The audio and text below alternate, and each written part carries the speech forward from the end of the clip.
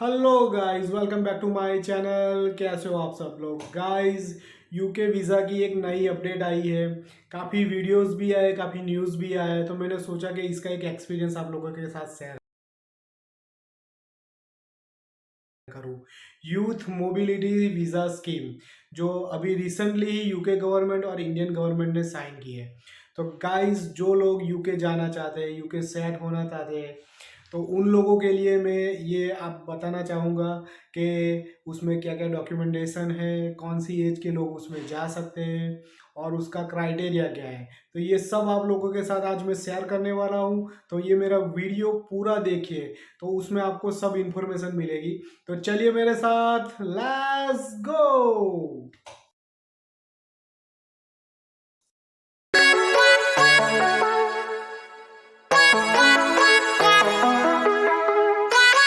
Guys, ये youth mobility scheme क्या है उसके बारे में मैं थोड़ा ब्रीफ में बता देता हूँ कि इंडियन नेशनल यूके जाके काम कर सकते हैं और यूके नेशनल जो ब्रिटिश नेशनल है वो इंडिया के काम कर सकते हैं। तो ब्रिटिशर का तो मालूम नहीं, लेकिन जो हमारे इंडियन है जो यूके में जाना चाहते हैं, वहाँ करियर बनाना चाहते हैं, तो उसमें जो यंग लोग हैं वो वहाँ जा सकते हैं, क्योंकि ये जो स्कीम है यूथ मोबिलिटी स्कीम, उसके अंदर एक एज का क्राइटेरिया है। सो गाइज, ये जो यूथ मोबिलिटी स्कीम है उसके अंदर मेन पॉइंट है वो मैं आपको बता देता हूँ। पहला पॉइंट है एलिजिबिलिटी, दूसरा पॉइंट है वीज़ा प्रोसेस, तीसरा पॉइंट है वीज़ा एप्लीकेशन फ़ी, और चौथा पॉइंट है कि ये जो वीज़ा है उसके अंदर आप वहाँ जाके क्या कर सकते हो और क्या नहीं कर सकते हो। तो गाइज, जो फर्स्ट एलिजिबिलिटी है उसके अंदर ये जो स्कीम है उसका नाम है यूथ मोबिलिटी स्कीम। यूथ का मीनिंग है यंगस्टर। तो जो एज क्राइटेरिया रखा हुआ है वो है 18 से 30, यानी कि 18 साल से 30 इयर्स के लोग ही ये स्कीम के अंदर एलिजिबल हो सकते हैं, ना 18 से कम ना 30 से ज़्यादा। दूसरी बात कि ये जो स्कीम है उसके लिए आपको मिनिमम बैचलर डिग्री आपके साथ होनी चाहिए, यानी कि यूके के अंदर बोलते हैं RQF लेवल 6, जो मिनिमम 4 इयर्स आपकी बैचलर डिग्री होती है। और दूसरा रूट है कि भाई मिनिमम आपके पास 3 इयर्स का एक्सपीरियंस इंडिया के अंदर होना चाहिए। तो ये दोनों होता है तो आप ये स्कीम के लिए एलिजिबल होते हैं।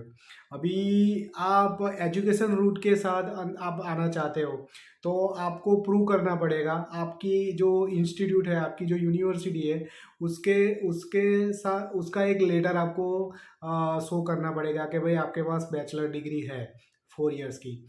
और दूसरी बात कि आप एजुकेशन के रूट से आना चाहते, वर्क एक्सपीरियंस के रूट से आना चाहते हो, तो फिर आपको वर्क एक्सपीरियंस है, आपके जो एम्प्लॉयर्स है उनके साथ से आपका वर्क एक्सपीरियंस और आपकी जो सैलरी स्लिप है वो सब शो करना पड़ता है। तो ये दो रूट है यूथ मोबिलिटी स्कीम के अंदर आपको एलिजिबल होने के लिए। थर्ड पॉइंट की बात कर लेते हैं और वो बहुत ही इंपॉर्टेंट पॉइंट है, मेंटेनेंस।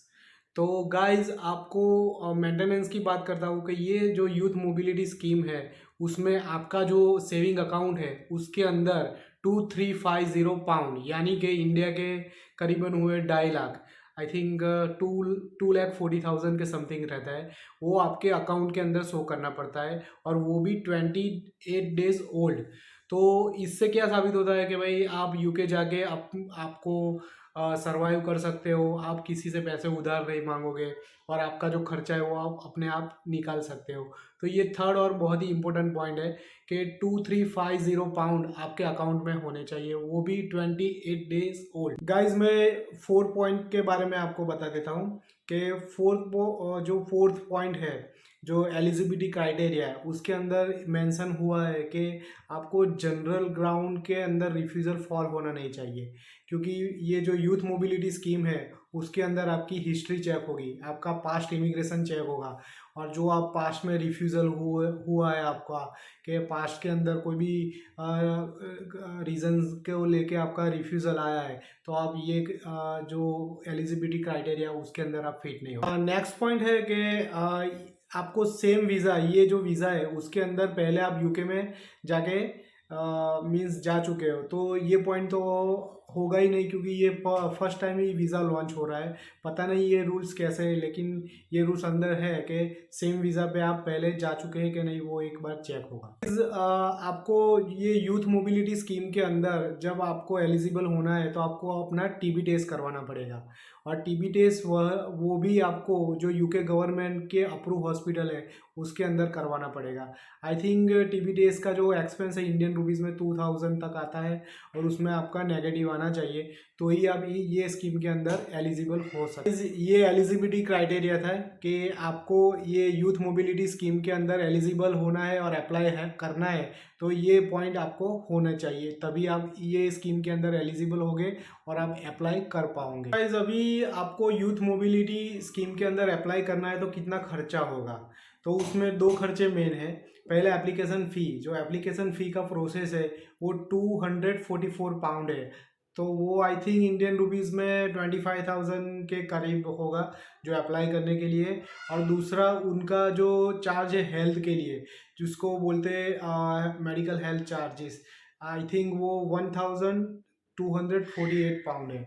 तो यूके के अंदर क्या है कि मेडिकल फ्री है, उसका एनएचएस जो है यूके का, वो यूके के लिए सबका फ्री है। लेकिन आप यहाँ से आप इंडियन नेशनल हो और आपको यूके जाना है, तो आपको उनकी जो मेडिकल की जो फीस है आपको एक ही बार पेड करनी पड़ेगी, फिर बाद में आपको जो जो जो आपने पे किया है उसके अंदर ही आ जाएगा। गाइज, ये यूथ मोबिलिटी जो स्कीम है उसका वीज़ा प्रोसेस क्या है?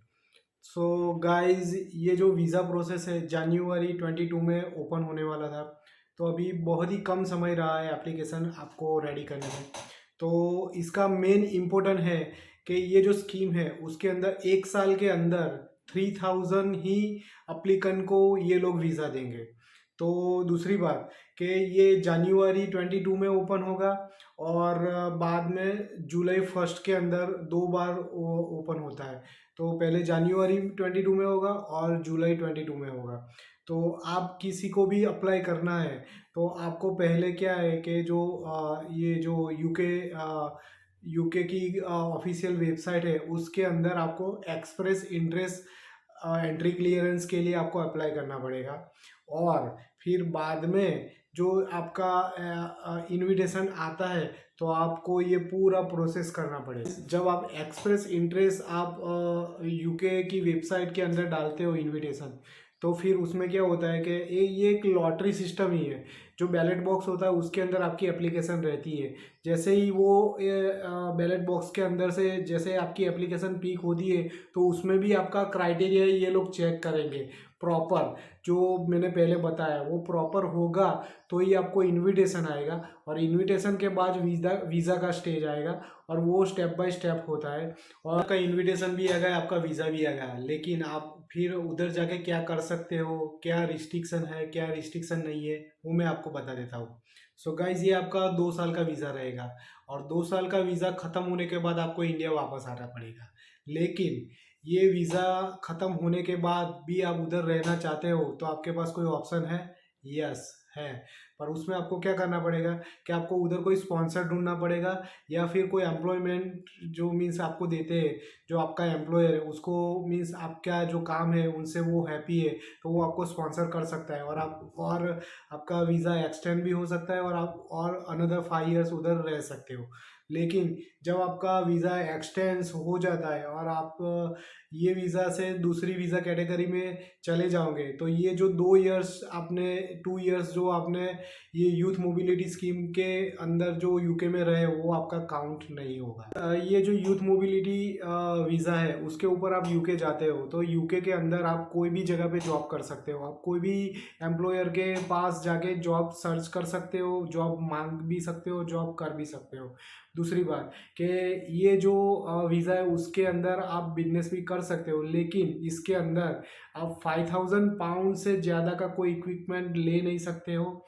दूसरी बात कि ये जो आप बिजनेस शुरू करते हो तो आपको ऑफिस रेंट पे लेना पड़ेगा, और आप किसी को जॉब पे नहीं रख सकते। ये जो रूल्स है ये वीज़ा का कि आप किसी को भी जॉब पे आप ले नहीं सकते हो। यूथ मोबिलिटी जो स्कीम है उसके अंदर आप क्या नहीं कर सकते हो, तो गाइज इसके अंदर आप अपना जो डिपेंडेंट है उनको साथ में आप ला नहीं सकते हो, फिर दूसरी बात कि आप एज अ स्पॉट पर्सन या कोच आप जॉब नहीं कर सकते हो। और तीसरी बात कि यूके के अंदर आपको पब्लिक फंड यूज़ नहीं कर सकते हो।